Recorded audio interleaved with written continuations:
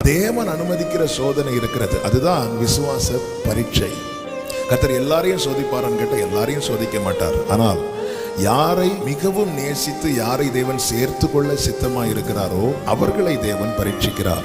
Best example நம்ம ஆண்டவராகிய இயேசு கிறிஸ்து. ஆமென். மத்தேயு 4:1 இப்படி சொல்லப்பட்டிருக்கிறது, அப்பொழுது இயேசு பிசாசினால் சோதிக்கப்படுவதற்கு ஆவியானவராலே வனாந்திரத்துக்கு கொண்டு போகப்பட்டார். அந்த வசனம் எப்படி தொடங்குது தெரியுமா? அன்றியும் வானத்திலிருந்து ஒரு சத்தம் உண்டாகி, இவர் என்னுடைய நேசகுமாரன், இவரில் நான் பிரியமாய் இருக்கிறேன் என்று உரைத்தது.